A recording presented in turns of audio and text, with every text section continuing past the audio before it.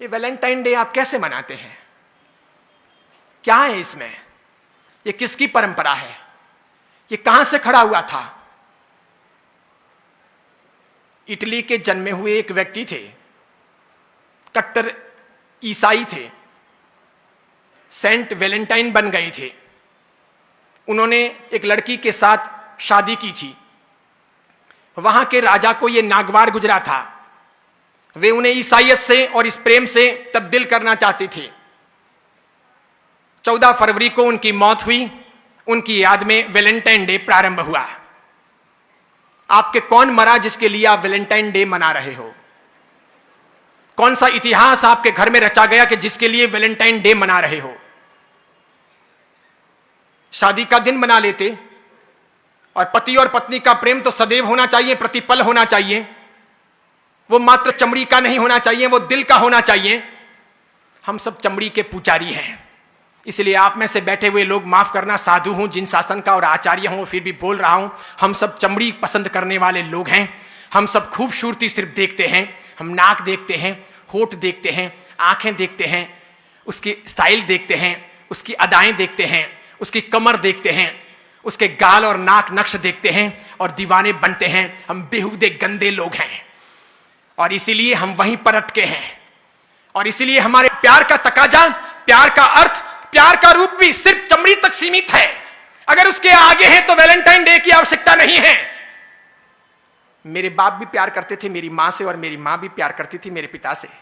आपके पिता ने भी प्यार किया होगा आपकी मां से, और आपकी मां ने भी प्यार किया होगा पिता से। जरूर उनके वहां पर उस समय उस रूम को सजाने के लिए गुलाब के फूल नहीं रहे होंगे, कोई रूम स्प्रे या बॉडी स्प्रे नहीं रहा होगा, वो टब नहीं रहे होंगे कि साथ में बात कर सकें। इसके सिवाय अन्य अन्य प्रकार के संसाधन नहीं रहे होंगे, वो स्नो, शैम्पू, वो खूबसूरती के अन्य अंदाज नहीं रहे होंगे। तरबी जीवन की पवित्रता रही होगी, समर्पण का भाव रहा होगा, वो अर्धांगिनी का रूप रहा होगा, वो गहरी आत्मीयता रही होगी, वो दिल रहा होगा, वो प्यार रहा होगा, वो घनिष्ठता रही होगी। मेरे ख्याल से हम में से अधिकांश के मां बाप ने अभी तक, मां ने बाप को नहीं छोड़ा और बाप ने मां को नहीं छोड़ा, न तलाक दिया, न ऐतराज किया, न हमारी मां अपने बाप को छोड़कर पियर गई, और न मेरे पिता ने कभी अपनी मां को घर जाने के लिए कहा। भले ही मेरे पिता जाड़े रहे होंगे या आपके किसी के पिता मोटे रहे होंगे, मां दुबली पतली रही होगी, तब भी ये जोड़ा कामयाब रहा होगा। भले पिता काले रहे होंगे, मां गोरी चिट्टी रही होगी, तब भी वो जोड़ा कामयाब रहा। भले मां लंबी रही होगी, पिता बिल्कुल ठिंगू रहे होंगे, ठिंगने रहे होंगे, तब भी वो जोड़ा कामयाब रहा। भले पिता अक्ल वाले रहे होंगे, मां अनपढ़ रही होगी, तब भी वो जोड़ा कामयाब रहा। आज तो हम इंच इंच देखते हैं, सेंटीमीटर सेंटीमीटर देखते हैं।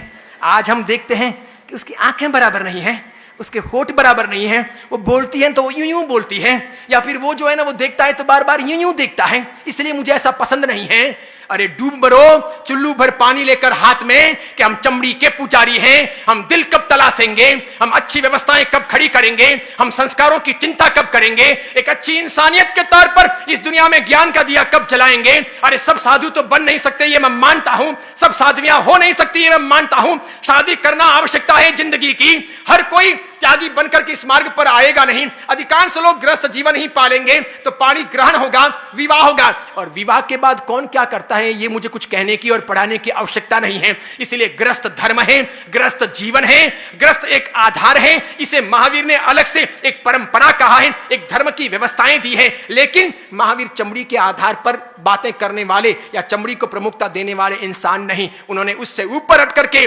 न्याय, नीति, प्रामाणिकता, पवित्रता, प्रेम, भाईचारा, लगाव, मैत्री, आत्मीयता, सबकी बातें की।